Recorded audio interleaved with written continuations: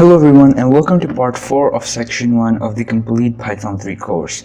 Now, if you remember, in the last video we discussed variables, and variables are one of the most important things or parts in programming. So if you haven't watched that video yet, make sure to check it out, because after that video, even this video is going to be related to variables in all the ways. So we're going to just assign data structures to variables. So if you haven't watched that video yet, make sure you check it out. It's really important. Now in this part we're going to discuss lists. So lists are one of the most important data structures in programming, because without them programming becomes very hard or not easy for anyone. So they are a very helping type of data structure to store different types of object data types. For example, integers, strings, variables, floating points can be stored in a single container. So what I mean by that lists are containers or collection of different data types or data structures.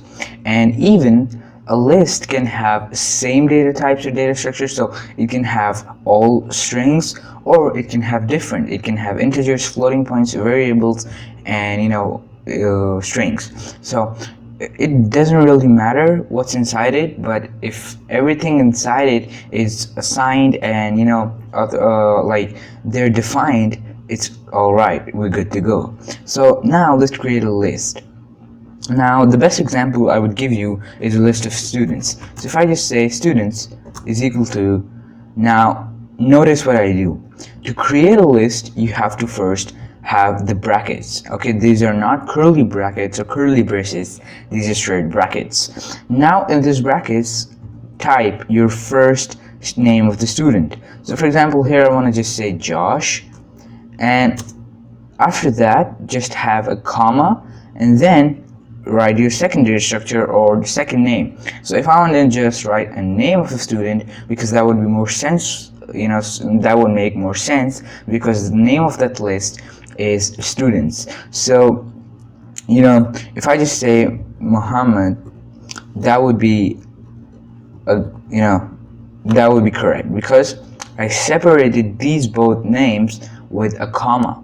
Now a comma separates every single data structure or data type in a list. So even I can have a number after it, but that would make no sense, because it's a list of students. So let me just add another and last student. Okay, now we have this list of 3 students, Josh, Muhammad, Jack. Okay, and let's print this.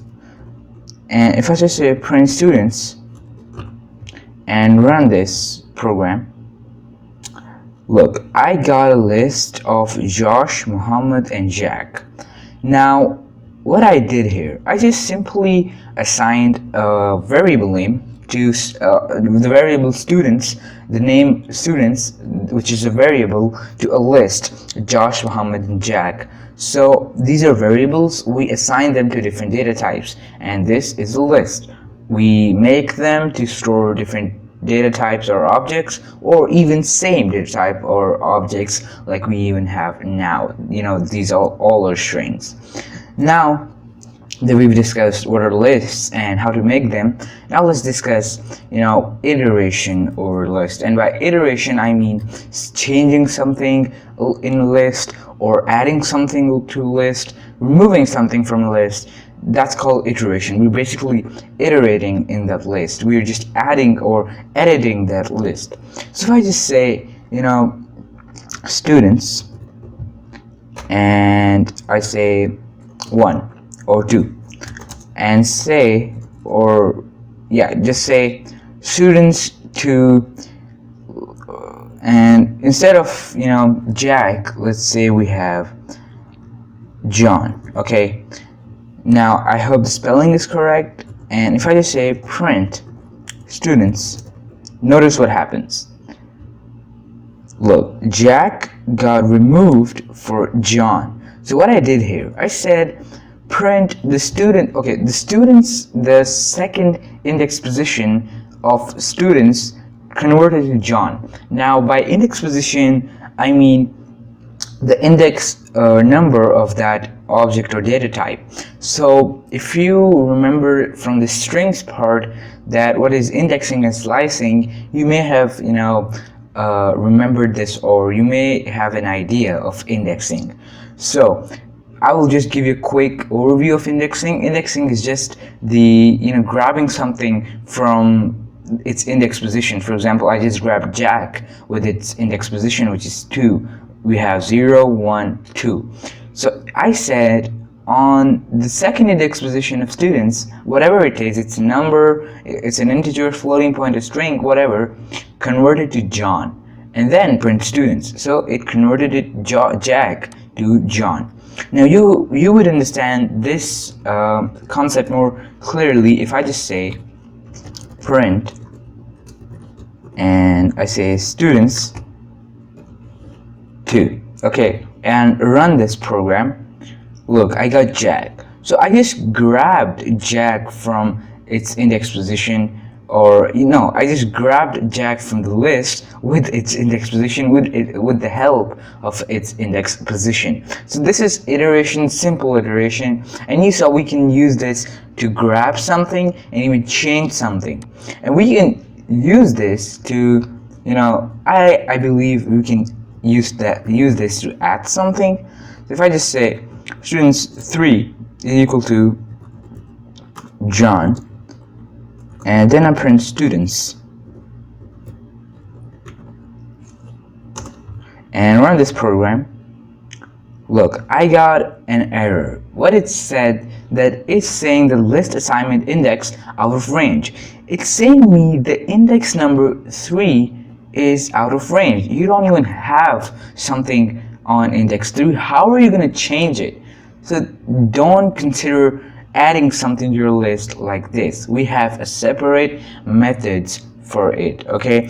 And with that said, I'm gonna just go and hop over to methods in lists. So if I just say students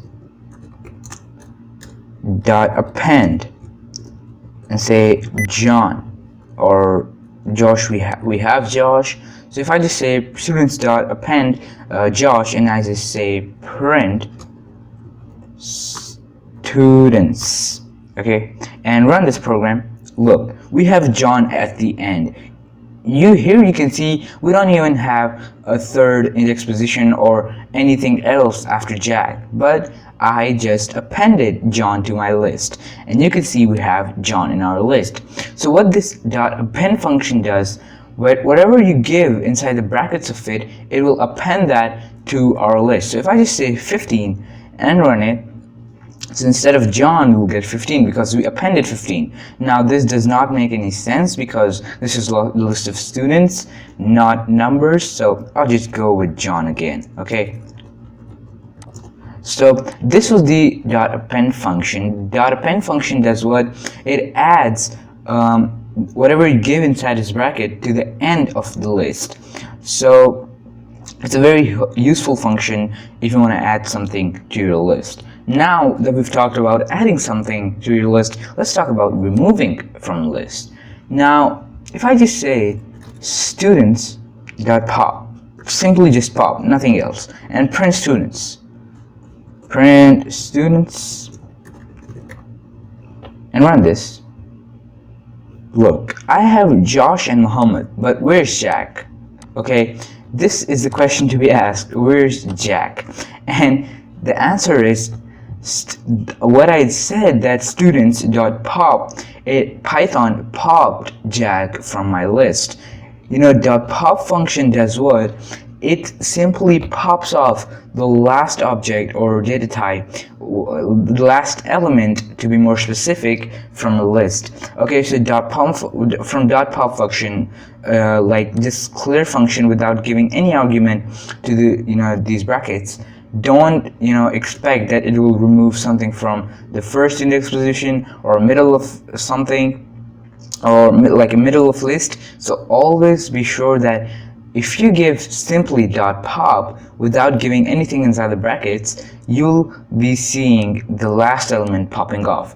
But if I just say .pop 0 and then print students and run this, look, I have Muhammad and Jack, but I don't have Josh. What I did, I said that students.pop, and it was going to pop off Jack, but I said no, don't pop off the last element. Pop the first element, which is on the index position 0. And even I can do this for Muhammad. I can just say 1 and run it. Look, I have Josh and Jack, but not Muhammad, because I popped off Muhammad from our list. So this is the .pop function. Very easy. Don't try to just remember the syntax or like just word to word. Understand it. Understand how the things are working instead of just trying to remember each line. Understand the lines. Even if you forget something, that's totally okay. I still forget things, and I still take some help from Google. So don't ever try to remember things. Understand them. Understand how to use them. Now, after .pop function, I would do something for a list of numbers. If I just say nums and create a list of jumbled numbers, random numbers. So if I just say, like this, these are random numbers roaming around. So this is not an, ordered or simple sorted list. What I can do to sort this list is that I can say nums.sort, and then I can print nums. Okay, and run this. Look, we have the list sorted out. So here we can see that this list is jumbled up. So, and what .sort did, it sorted it up. It said 2, 3, 4, 6, 7, 9, 10, 72, 83. So it gave us each number by its order, by its, from ascending to descending order. So from small to big. So it's, a great function to use for sorting out lists. And this can be, used to sort out like floating points. So if I just say 1.1 and no, not 1.1. So if I just say 2.21, 4.31, and 3.1, and now notice instead of 4.31 I will do 4.21. Okay, we just have the difference in the first decimal place. And if I just say 5, and then if I just say nums.sort and print nums, look, it literally sorted out the decimals. So it say 2.21 correct, 3.1 correct. Look, it sorted this out. It first gave us 4.21, then 4.31, then 5. So .sort function is a very helpful function to use, and you can use it anytime. Now, the next function I'm going to talk about is a little bit, more exciting than these functions. So if I just say print a list of numbers from 1 to 10, and I say nums.reverse. Now from the name you may have guessed that what's this function for. So if you did, congrats. If you didn't, let me tell you.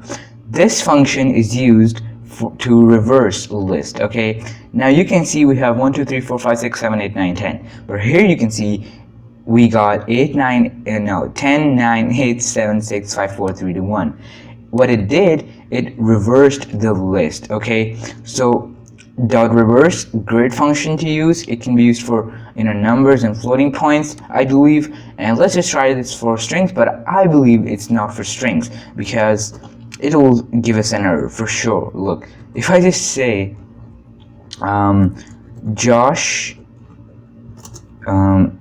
let's say Jack and John.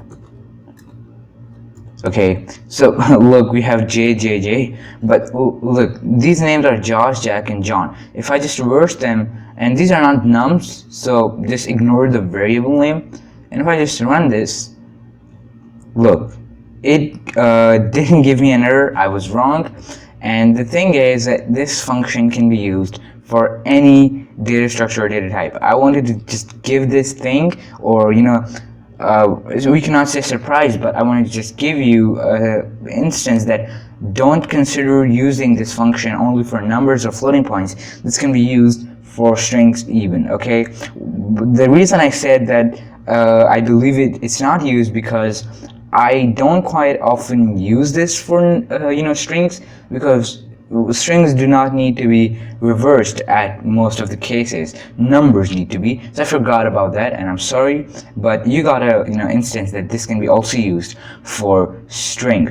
So the last function I'm going to discuss is not a function literally related to lists, but it's a very kind of helping function. If I just say print and say type of nums, okay, and run it, it will give me class list.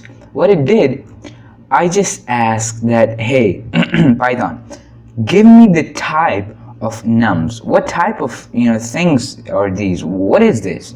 So, and I run that. I said print type of nums. It gave me, hey, it's a class list. It's a list, okay? And if I just say nums, and for example, num is equal to 1, and if I just say print type num and run this, it will give me class int, class integer. So this is a very helpful function, dot type, or I mean type function. It's not a dot type function, it's a type function or method. So don't try to just remember this word by word. These things need to be understood, not remembered, okay? Once you understand them, everything is good to go. You don't need to even remember them. Then everything comes to your mind automatically. So what we discussed here, how to make lists, iteration in list, dot append function, dot pop function, dot sort function, dot reverse function, and the type method or function. Now, what iteration does, we grab an element from its index position and we iterate over it. We either grab it or we just change it. And dot append function adds an element that we give in the brackets of dot append. It appends or adds that element to the end of our list. Dot pop function, dot pop, okay, it pops off the last element from our list. So if we don't give any argument in that dot pop function, it will just remove the last element. But if we specify the element with its index position, it will remove that. And at the last dot reverse, it reverses a list, okay, either integer, floating point, or strings. So when any kind of list, it will reverse that. And at the last but not the least, the type function, which is not literally related to lists, but it's a very great and helpful function. So consider understanding them instead of just remembering them. Okay, that's it for this video. If you did like this video, make sure to hit the like button, comment down below if you have any question. I will try my best to answer them and remove your confusion. And make sure to subscribe, turn the bell notification on so you don't miss any update from this channel. Okay, that's it for this video. I will see you in the next video where we discuss dictionaries. Okay, they are more interesting than lists. Okay, thank you so much for watching. I'll see you in the next video.